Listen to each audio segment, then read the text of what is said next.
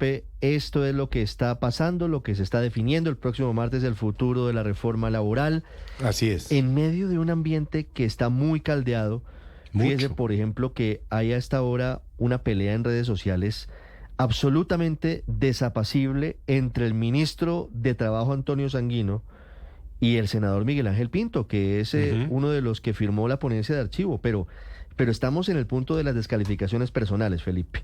El ministro Sanguino retoma un mensaje de la senadora Claudia López del Pacto Histórico Clara Petrista. López, la senadora Clara López Obregón. Dije Claudia López, Sí, perdón, me señor. corrijo. Sí. Clara López Obregón, donde ella retoma una investigación según la cual el nombre de Miguel Ángel Pinto estaba en la nómina de alias Otoniel, del máximo cabecilla del Clan del Golfo, recuerde usted, que al final se dijo que podría ser un homónimo y que está siendo investigado en la Corte Suprema. El ministro de Trabajo, Felipe, Antonio Sanguino, dice lo siguiente: vean ustedes quién es el personaje que lidera el espurio grupo de 8 senadores que pretenden Sí. hundir la reforma laboral. Ese tono del ministro cierra cualquier posibilidad de acuerdo de consenso de aquí al martes. Le responde al senador Pinto: cobarde y mentiroso. El único que ha tenido procesos por corrupción es usted, le dice Antonio Sanguino. Debata el proyecto con argumentos, si es que los tiene, no sea rastrero. Imagínese el tono de la política. Pregunte a la Corte Suprema por el Pinto a qué se refieren. Es un caso de homonimia. Mejor cálmese y tómese un tinto no tan cargado. Imagínese en lo que vamos, Felipe. No, y es que ahí no hay manera de que haya un diálogo civilizado. Ese estilo que tiene el gobierno en general de estigmatizar a quienes no están de acuerdo con él, pues es que es muy complicado. Es que eso es la polarización total. Pues si quienes salen quienes gritan en los estadios, por decirle algo, de fuera Petro, son asesinos, son nazis, son criminales. Ese es el mismo estilo, es decir, Yo creo que inculpan al uno, inculpan al otro, sacan calumnias.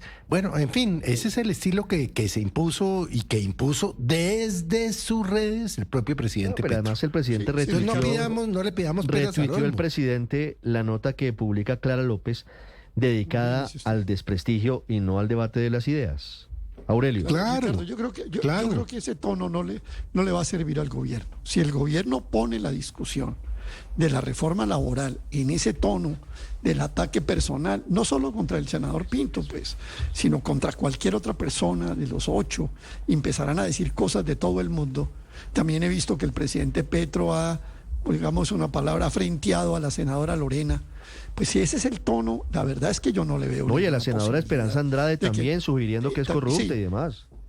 Sí, ese tono sí realmente no le sirve. Ese puede que le sirva para agitar gente, para sacar carteles el 18 de marzo en la marcha. Vamos a ver qué tan abigarrada sea del 18 de marzo, pero yo no creo que eso sea el tono para dar un debate que el país requiere. Y lo digo con sinceridad en este sentido. Yo hoy tuve la oportunidad de oír ayer en Blue Radio, después de las 10:30 de la mañana, al doctor Pinto, y acabo de oír a la senadora Blel. Y la verdad es que ellos tienen razones, pues, que son para debatir. Es decir, esto no fue un archivo hecho de capricho. También la senadora Paola Agudelo, como se ha reseñado varias veces, dice haber hecho una encuesta a más de 20.000 entre trabajadores y empresarios sobre la reforma laboral. Y la verdad es que el resultado de ese sondeo no fue positivo para la reforma. Entonces, aquí hay argumentos, aquí hay razones. Yo creo que si el gobierno coge el atajo del macartismo, del señalamiento, de la injuria, hombre, yo sí le digo al ministro Sanguino, creo que ese no es el camino que tiene que recorrer. Si lo que quiere es, como dijo ayer, que esa reforma que recoge recomendaciones de la OCDE, porque tenemos al ministro de Trabajo del gobierno de izquierda defendiendo la reforma porque tiene recomendaciones de la OCDE y que se podría hacer la jornada nocturna hasta las 8 de la noche, pues si el camino es el de hoy y no el de ayer, creo que se equivoca el ministro Sanguino en ese debate. Y creo que van derecho a un archivo. Es una buena pregunta. ¿A cuál ministro le creemos o con cuál nos quedamos? ¿Con el conciliador que habló ayer con nosotros o con el que hoy está pendenciero en redes pero sociales? además contradice Para su Consuelo. propio argumento ayer, porque él lo que estaba pidiendo era discusión y que precisamente en la sesión de la próxima semana tengan la oportunidad de exponer los argumentos. Los senadores están haciendo eso, están explicando la razón de apoyar la moción de archivo. Y lo que hace es descalificarlos, pero además siguiendo la tendencia que estaba haciendo el presidente desde la locución, que les dijo que eran corruptos, que se habían dejado comprar por el empresariado, que no les dolía la pobreza y la desigualdad en Colombia. Yo sí creo que una cosa es la relación institucional entre Congreso y gobierno, y otra muy distinta es tener... o sea, estar descalificando e irrespetando las otras fuerzas. 8:44 minutos, Luis Ernesto. Pero lo que sí es cierto es que las posiciones estarían mucho más cerca de lo que quisiéramos pensar. Parecieran que están en polos absolutamente opuestos, pero por ejemplo, ayer el senador Pinto recordaba en una intervención que él incluso ha apoyado proyectos y le ha dado ponencia positiva a proyectos que recuperan las horas extras, los recargos nocturnos, los dominicales.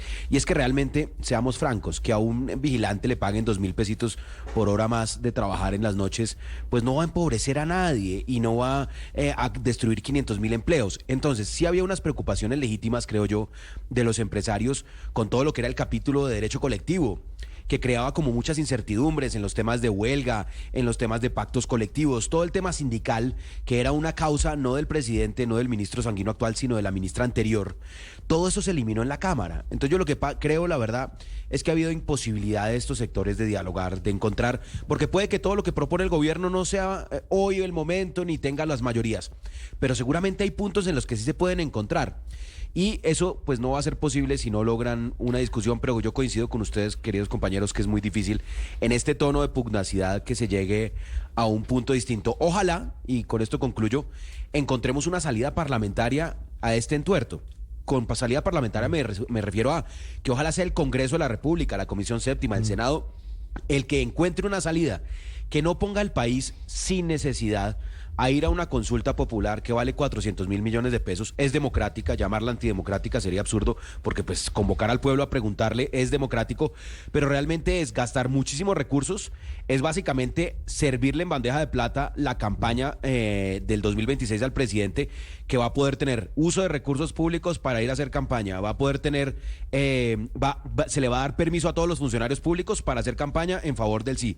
Entonces es absolutamente inconveniente, y ojalá los 8 senadores y la senadora Nadia Oyer, que preside esa comisión, que además es una mujer muy sensata, una conservadora que ha apoyado causas muy justas a lo largo de su periodo como congresista, y que ojalá vean que no les conviene a ellos políticamente dejarle semejante papayazo, para utilizar las palabras del ministro Benedetti de ayer aquí en Blue, dejarle semejante papayazo al presidente para dedicarse a hacer lo que él sí sabe hacer, porque para gobernar no es bueno, pero para hacer campaña, hay que decirlo, 8:46 minutos. En segundos hay una noticia urgente desde Chocontá, una tragedia que enluta de nuevo al país. Tiene que ver con un caso de feminicidio. Héctor, hablando de reforma laboral. Es que yo creo que, Ricardo, desafortunadamente en esta discusión ha habido muchas exageraciones y, bueno, además ese ambiente tan pugnaz y esas descalificaciones personales, pues que enrarecen tanto la discusión. Aquí estamos realmente ante una cosa que es menor. La reforma laboral no es una gran revolución en las reglas laborales en Colombia, al contrario, en la Constitución de Colombia desde 1991 dice, es decir, hace 34 años, que debería expedirse una cosa que la Constitución llama el Estatuto General del Trabajo. Y yo francamente esperaba que un gobierno de izquierda como el de Gustavo Petro presentara un nuevo Código del Trabajo, porque es que tenemos un Código del Trabajo que lo expidió Rojas Pinilla por decreto. Imagínese usted cómo estaremos de mal.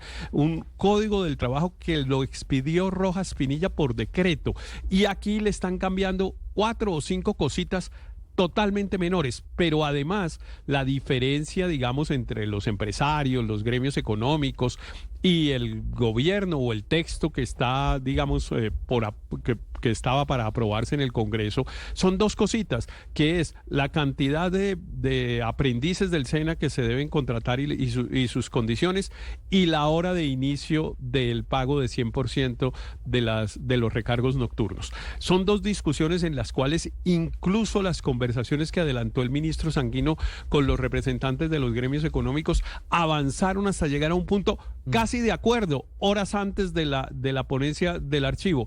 Entiendo que el presidente Petro pues rechazó el acuerdo o alguna cosa de esas pasó, pero yo sí creo que estamos muy cerquita como para meternos en un camino tan largo como el de y tan incierto como el de la Desgastante, consulta además.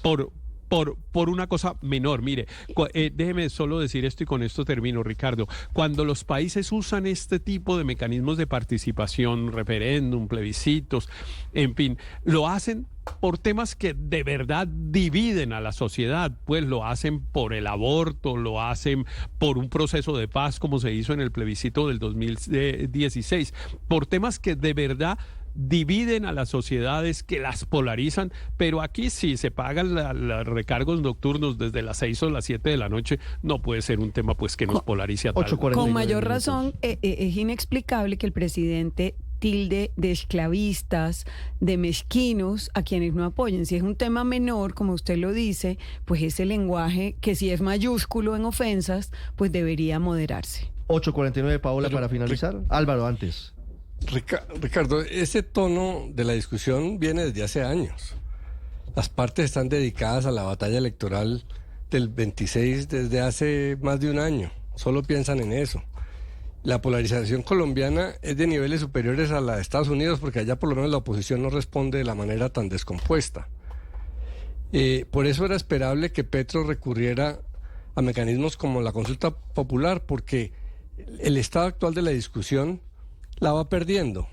Los gremios, por ejemplo, en el tema de la reforma laboral, impusieron la lógica de que la reforma no produce empleos, a pesar de que no es para eso, que va a generar pérdida de empleos, y el gobierno no ha logrado mostrar los verdaderos propósitos de la reforma. Con la consulta, pues quizá lo logre, porque va a presentar preguntas que la gente va ya no mediadas por intermediarios, sino que la gente va a pensar en sí misma ante las preguntas y puede que le funcione más. Es que, y hay que aceptar que hay mucha doble moral en sorprenderse por los excesos del otro lado, cuando se es igual en los excesos de tono y de fondo. Eso es lo que hay, eso es lo que quieren las dos partes. Ambas consideran que les conviene electoralmente. Lamentablemente. Ambas son irresponsables y les ha importado poco el país. Se ponen la mano en el corazón y dicen, oh, qué mal lo que hace el otro, y actúan igualito. Lamentablemente eso está pasando. 8:51, el debate está devaluado, el tono del debate devaluado. Paola, para finalizar.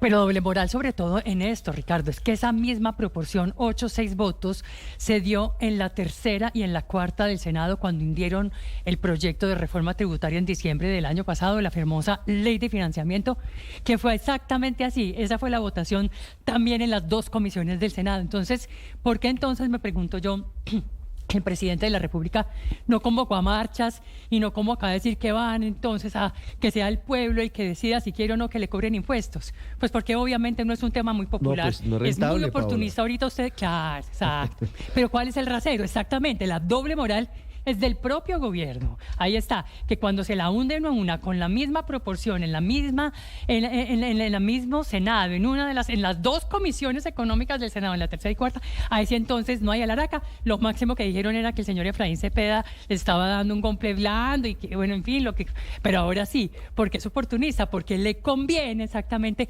este tema de mover Pero una además, laboral Paola, que beneficia a unos cuantos. Estamos a un año de las elecciones y eso también hay que tenerlo en la ecuación. 8:52 minutos. Estás escuchando Blue Radio.